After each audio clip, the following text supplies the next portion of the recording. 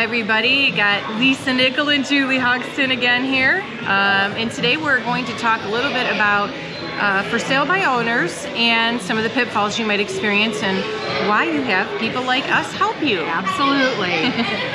So we kind of have a top 10 list of things that we think you should probably know about. Right, absolutely. I know in a market like we're experiencing right now where there's little supply and a lot of demand, there's a perception, I think, in the marketplace that what we do is easy and getting your house sold is a piece of cake right now, but we wanted to point out some things you might not be thinking of and talk you through those things. Absolutely. And not only that, but I think sometimes because people think the market is so good for sellers, and it is, you might be missing out on some money. That's true. Just because you don't know what you don't know, that saying, it's true. Right. So first thing is pretty obvious, we feel like, is limited exposure. Yes. When we put something on the multiple listing service or the MLS, so to give you an idea, in Ohio there are actually 6 different MLSs. We're part of one. Yep. So we've obviously listed in the area, agents list in the areas that the home is in. And you can actually list in other MLSs too, by the way. But our exposure goes and syndicates out to like 900 different websites. Which is crazy. I mean, that's a lot of exposure. It's a lot of exposure. So just popping your home up on Zillow or Realtor.com, you're going to get some exposure, but you're not going to get the level of exposure that we can offer you. Yeah, and actually Realtor.com doesn't do for sale by owners, so you won't be on that either, and that's a big site. Right. Yeah. So, I don't know, I think truly it might, but anyway, the exposure is definitely greater with the MLS. Yeah. I think too, if you don't have a professional looking, I mean, some people go by the Zestimate. Yes. But really, you want to go and look at from a real estate agent's perspective, because when an appraiser comes in, the comparables that they're going to pull are directly from the multiple listing service.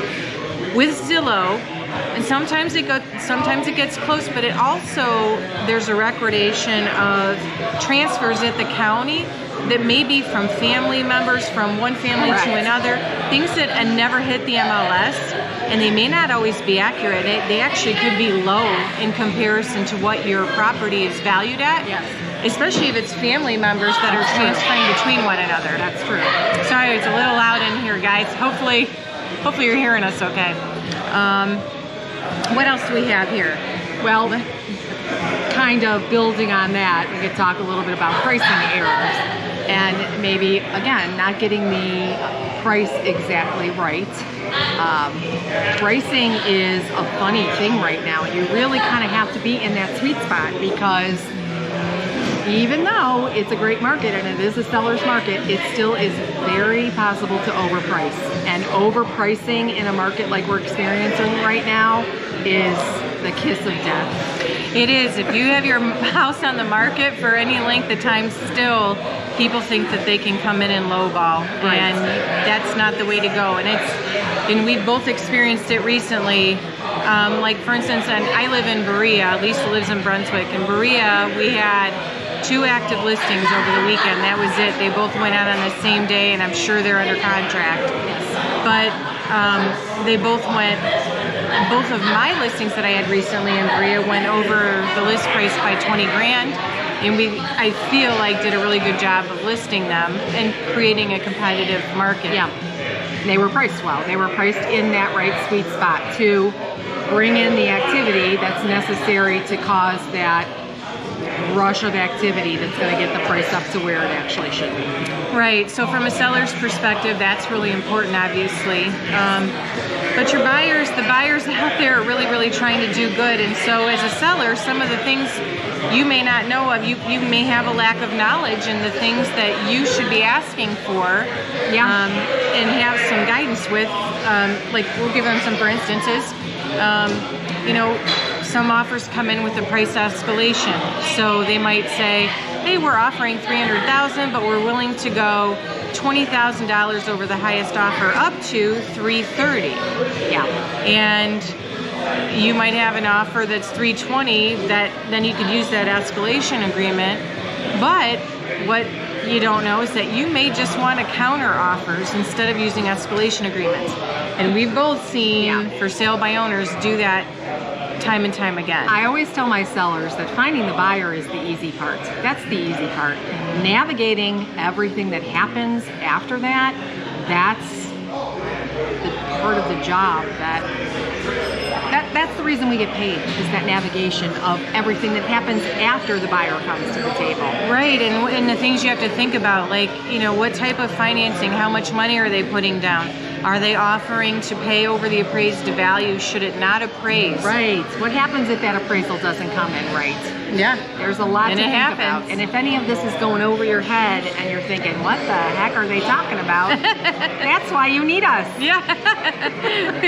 And we're not saying that you can't do a for sale by owner and be successful. Absolutely. And we're willing to help people do that too. I mean, for sure.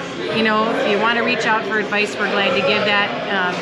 But that's, you know, these are some of the things that we think about. And then, you know, marketing and advertising, it's not just putting it on the MLS. You know, we're doing videos, putting things into different groups online, like different local groups and community groups. Not just sticking the sign in the yard, actually doing some proactive marketing and proactive prospecting to find those buyers that are out there searching for your type of home.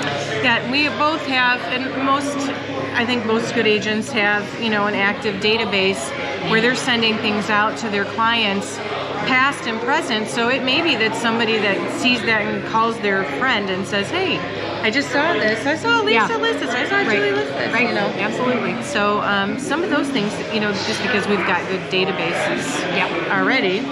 Also, when you list by yourself, you are going to be dealing with those showings and those open houses on your own. And that's a lot to consider for many reasons.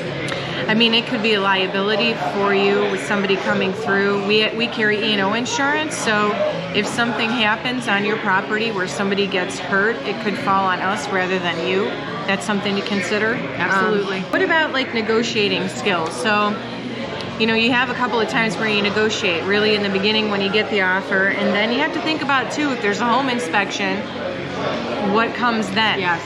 And, you know, a good agent really preps their folks to say a home inspection is really for safety and health issues and for buyer knowledge. It's not to go and ask for everything that's wrong to be completed. And here's the thing. Right now, we're experiencing properties and listings where we're receiving multiple offers. And when I say multiple, I don't mean two. I mean, sometimes we're dealing with 10, 12, 15 offers.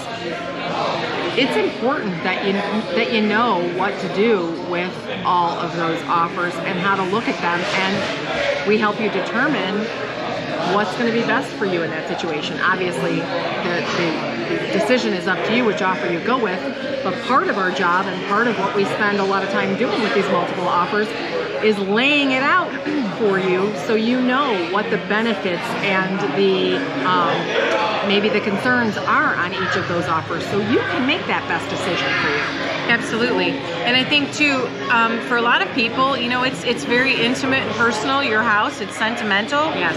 And sometimes you need somebody that steps back from that and can say, you know, ultimately it's business. Doesn't mean it's all business, but it is. But there's Your always home is an emotion investment. attached, right, to your own property. Sure. Your property is, of course, the best house on the street, right? Because that's your property, and you know all of the little things that have happened in that house and everything about that house that's important to you. Yep. So it's important sometimes to have somebody on the outside that can take a look at that more in black and white and not colored with the emotion that comes with that being your home. Yeah.